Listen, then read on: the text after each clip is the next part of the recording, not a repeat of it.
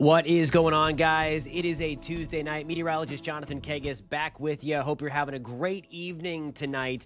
If you haven't been outside, it's still on the milder side, but we have some of those wispy clouds out there. You may have seen halo earlier in the evening while we still had the sun up.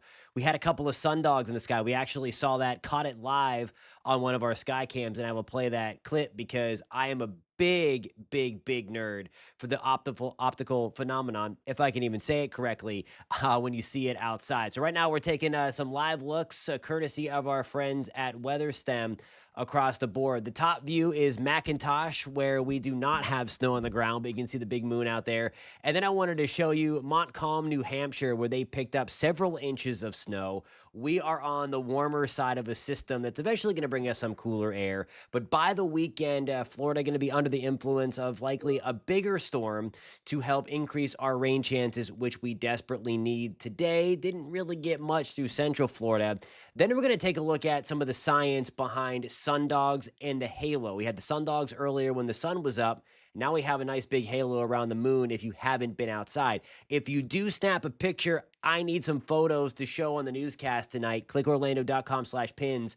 Load up those pins so that I can show that from across the area. So we're going to break that down as well. And it's also Tuesday.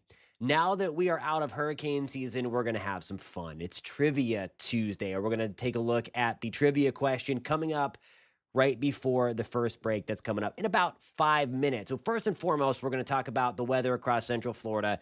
There was the rain today. I guess it was something. 2/100 of an inch of rain fell at the rain gauge at the Orlando International Airport. It wasn't much through Central Florida. The Panhandle, North Florida stole most of the show. They desperately need it. They are in what is considered to be an exceptional drought. These drought monitors, again, come out every single Thursday. The western half of Central Florida, in the abnormally dry category. We don't want to be in any category at any time, of course, but we certainly don't want to be in any category as we are just getting the dry season underway. Really awful stuff in parts of the Panhandle and into North Florida. So any way that they can chip away up there, that will be great as we get into the driest months of the dry season. Here is that cold front, and I want you to take a mental image of this because this is going to play dividends and play an important role in the science behind the sundogs. If you saw them, the little rainbow kind of things on each side of the sun, I'll show you those in just a couple of minutes. But notice along the front here, these kind of wispy clouds coming off of the Gulf. These are about 15,000 feet above our head. They're composed of ice crystals. So that's one of the main components that you need to get either sundogs or the halo. You need to have the rain, you need to have the cloud cover composed of teeny tiny ice crystals. And in this case, the kind of crystals you need are hexagonal plates. We're going to get into all of that. It's fascinating stuff. If you like, if you like to look at some of this phenomenon that is occurring in some of the clouds, and we'll talk about why that is in a couple of minutes. National temperatures. You can clearly see where our cold front is right now. It is back into the Panhandle of Florida. Again, compare our temperatures. We're in the low 70s across most of Central Florida right now. It's back off to the north and west. Panama City, Pensacola in the upper 50s and lower 60s. The core of this cold out up near Chicago, where it's in the 20s, teens in Minot, North Dakota, International Falls, Minnesota. I don't think we get the core of the cold this time, but you will notice a big difference tomorrow afternoon because of the fact that we're going to get rid of some of the humidity that came back today. It's kind of ugly, if you ask me. If you don't like some of that stuff, some of the humidity that's in play, we got it back. It's going to go away today. So this is the forecast for tomorrow. Anywhere there's a blue box, it is below normal. Anywhere it is a gray box, it's right about where it should be. And then orange box represents above normal temperatures. Red, we don't have any on this screen, would indicate a record high temperature threatened. We don't have any of that. It's all blue for the most part in Central and North Florida. Highs in Central Florida tomorrow from Marion County into Brevard County. We're talking upper 60s and lower 70s. Everybody below normal by a few degrees. 58 in Pensacola. Jacksonville, we are checking in into the mid 60s. It's once we get into the weekend that's when the weather changes again. We've been talking for the last couple of days and really since late last week that for this upcoming 7 to 10 day stretch, it would be this kind of roller coaster ride in the temperature department. What we have going on here is that big area of high pressure that you see kind of escaping closer to Puerto Rico and the Northeast Caribbean. That's what's going to help to warm us up again as part of the warmer side of the roller coaster ride. That's going to be more like Thursday, Friday, Saturday. That's going to depart and allow this big dip in the jet stream that's going to encompass a lot of the eastern 2/3 of the country, really east of the Rockies, allowing for some big time cold to blast in. The one thing I will point out, though, is that you see where the pink color is. That's kind of where the core of the cold would be. These are the height lines that I'm showing you to get a little nerdy at about 15 to 20,000 feet. However, this constitutes where the cold kind of resides at the surface. So it's under the pink. That's where the core of the cold is. It's already retreating. So unlike the last couple of cold fronts, and I'm talking about Halloween and then the first week of November and then pre-Thanksgiving, I don't think we get the core of the cold to arrive here. It's just going to help to get us kind of back down to a couple of notches from where we should be for this time of the year. It will help to push a cold front down into central Florida, and it will help to increase our rain chances. I'm still not too overly excited about them just yet, especially given that everything was kind of gobbled up today in central Florida. But that's 11 o'clock on Saturday morning. Most of the rain is going to be confined into North Florida. We're taking, a long look, but this is kind of the most impactful stuff coming our way. And then you see it pushing through. There's Sunday at 5 o'clock in the evening with some scattered downpours around. Right now, I have both days at a 40% shot, so it doesn't mean your weekend is a total loss. It just means we're going to have a higher, relatively speaking anyway, opportunity for some scattered downpours in the mix. All right, so I promised a trivia question before the first break. Here we go. As we're talking about some extra cold coming into Florida. It's not going to be record-breaking by any means, but what is the coldest temperature ever recorded in the state of Florida? Is it A, 0 degrees, B, a chilly 2 degrees below zero, a nice 5 degrees above, or a ridiculously cold 5 degrees below zero? Which one is it? A, B, C, or D? You can take your time over the next 3 minutes that we hit our first break to come up with the answer. Please don't Google it. It takes the fun out of everything. Also, post in the comments, by the way, if you're watching on the News 6 YouTube page. If you know the city in which this was recorded in the year, you get bonus points. So we'll see you in 3 minutes. Marinate on that. See you in a few.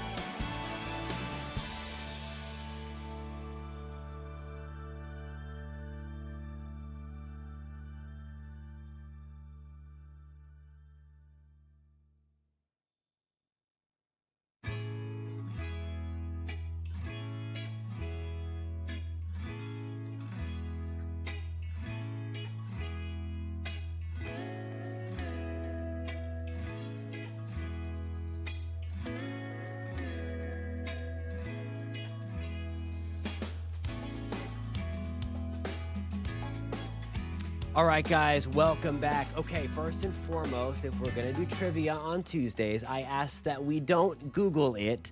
And certainly, please don't put it in the chat because it kind of ruins the fun for everybody. But before the break, I asked this question as we were talking about the next cold front coming down the pipeline. What is the coldest temperature ever recorded in the state of Florida? We did have a couple of guesses that said C, 5 degrees.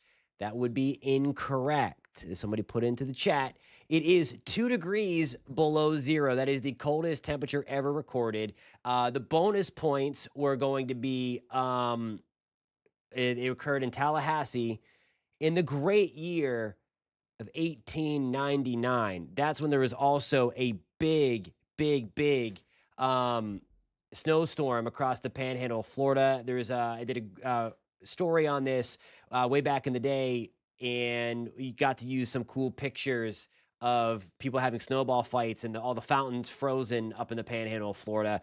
Just wild stuff back there. So that occurred in the year 1899, not 19, 1899. Alrighty, so pretty, if you were outside, sorry, just had a technical difficulty there.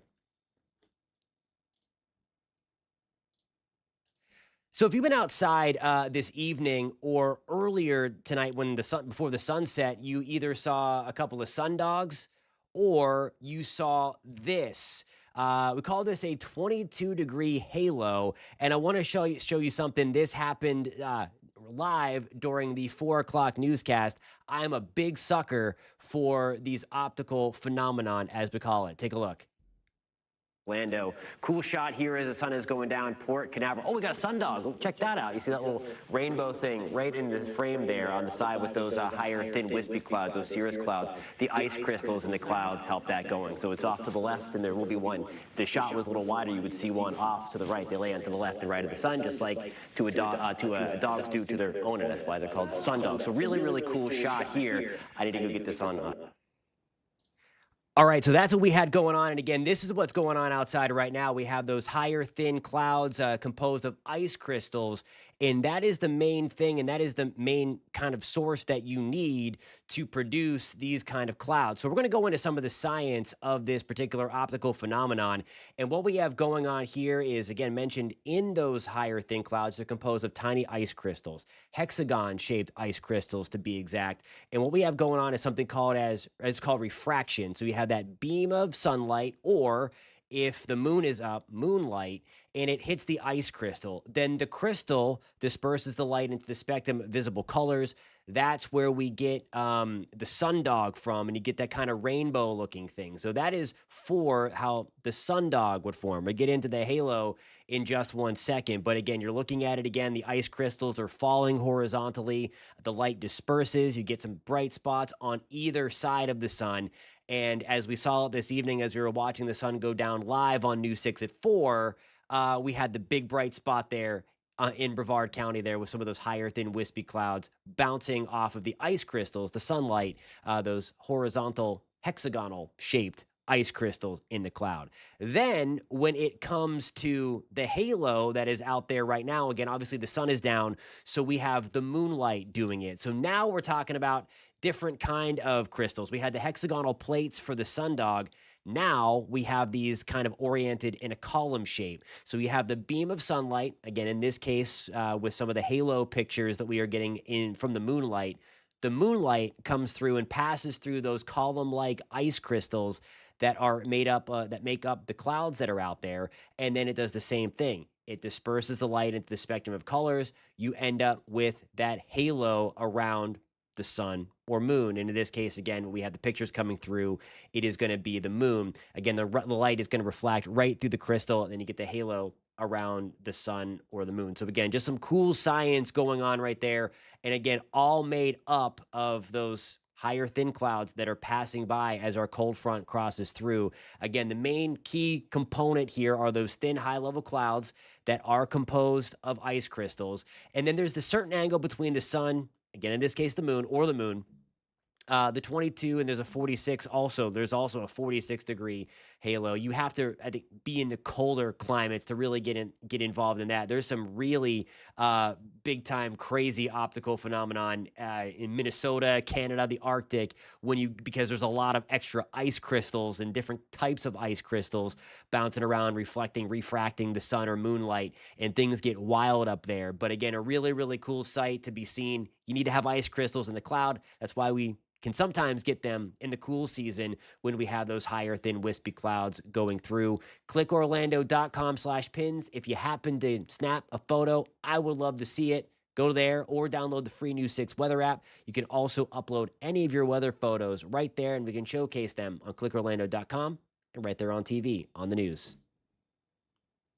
So that's the key right there. That is the key component to the craziness that is of the ice crystals and all of. I'm a big fan. I'm a big fan of the halos. I'm a big fan of any of the optical phenomenon. So if you snap a picture, again, clickorlando.com/pins or on the free News 6 weather app. Alrighty, guys. I have to get my second break in. When we come back on the other side of the break, we're going to wrap this thing up. Questions, comments, post them in the comment section. We'll see you in 3 minutes.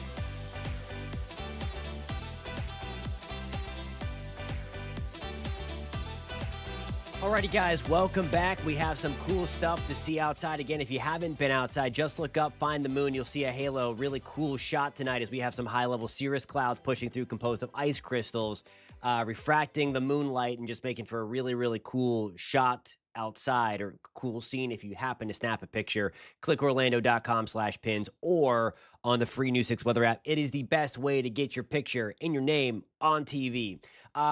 Yes, we gave the beat down on Monday, on the first day out of hurricanes. It was today, Tuesday, so yesterday evening, gave that beat down. Melissa, we talked about yesterday that I was not optimistic about getting rain. There was a low opportunity for some rain, and we didn't see much across Central Florida. The wind is because of the cold front that is getting ready to move through Central Florida overnight into the first day of all that stuff. So hope that answers your question. Coming up tonight at 10, we are going to take a look at the temperatures that we're going to wake up to tomorrow. It's still not going to be cold. It's going to be a little cooler than what we woke up to this morning. However, I think we'll see a bigger drop in temperature on the other side of this upcoming weekend. We highlighted the system that is going to be responsible eventually for pulling the temperatures back down again. That could bring us rain over the weekend. But nonetheless, we are going to take a look at we're going to take a closer look at that coming up at News 6 at 10. If you're watching on News 6 Plus, keep it parked right there. No need to change the dial. If you're watching on the YouTube side of things, all as you need to do is stay on the Click Orlando channel. It's going to be on a different thumbnail. Just look for the News 6 at 10 o'clock, and I will see you guys in just a few minutes. Of course, for us on the show, we are back here every Monday through Friday, 9:30. News 6 Plus and on the News 6 YouTube page. Thanks so much for chiming in. Thanks for the pictures. Thanks for the comments. We'll see you soon.